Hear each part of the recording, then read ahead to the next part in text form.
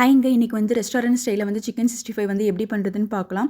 வீட்டில் இருக்க மசாலாஸ் வச்சு கலர் எதுவுமே ஆட் பண்ணாமல் அப்படியே ரெஸ்டாரண்ட் ஸ்டைலில் நம்ம வந்து வீட்லேயே பண்ண முடியும். வாங்க அதை வந்து எப்படி பண்ணுறதுன்னு பார்த்துடலாம். அதுக்கு வந்து ஒரு பவுலில் வந்து 1/2 kg வந்து போன்லெஸ் சிக்கன் எடுத்திருக்கேன். இதில் வந்து 1 டேபிள் ஸ்பூன் வந்து இஞ்சி பூண்டு பேஸ்ட், 1/4 டீஸ்பூன் வந்து மஞ்சள் தூள், 1/2 டீஸ்பூன் வந்துட்டு கரம் மசாலா, 1/4 டீஸ்பூன் வந்துட்டு மிளகுத்தூள், 1/2 டீஸ்பூன் வந்துட்டு தனி மிளகாத்தூள், 1 டேபிள் ஸ்பூன் வந்துட்டு Kashmiri red chilli powder, 1 teaspoon வந்துட்டு மல்லித்தூள், 1/2 டீஸ்பூன் வந்துட்டு ஜீரகத்தூள், 1/2 டீஸ்பூன் வந்துட்டு பெருஞ்சீரகத்தூள். இப்போ இதோட வந்துட்டு 1 டேபிள் ஸ்பூன் வந்துட்டு சன்ஃப்ளவர் ஆயில் நான் சேர்த்துருக்கேன். இதோட வந்துட்டு 1 டீஸ்பூன் வந்து அரிசி மாவு, 1 டீஸ்பூன் வந்து கார்ன்ஃப்ளவர் மாவு, 1 டீஸ்பூன் வந்து மைதா மாவு.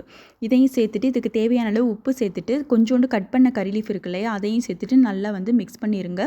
இதோட வந்துட்டு 1 டேபிள் ஸ்பூன் வந்துட்டு லெமன் ஜூஸ் இதையும் சேர்த்துட்டு கொஞ்சம் உங்களுக்கு கட்டியாக தெரிஞ்சிச்சு அப்படின்னா ஒரு 1 டேபிள் ஸ்பூன் வந்துட்டு தண்ணி ஊற்றிட்டு வந்து நல்லா வந்து பிணைஞ்சு விட்ருங்க. நான் காமிச்சிருக்கேன் இல்லையா, இந்த கன்சிஸ்டன்சி வந்து கரெக்டாக இருக்கும்.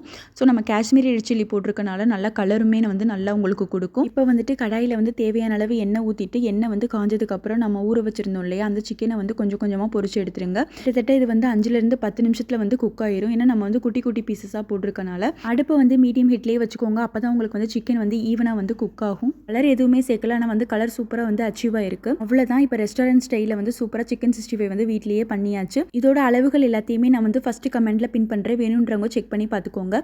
இந்த ரெசிபியை வந்து உங்களோட ஷேர் பண்ணதில் எனக்கு ரொம்ப ஹாப்பிங்க. இன்னொரு வீடியோவில் பார்க்கலாம். அது வரைக்கும் பாய்.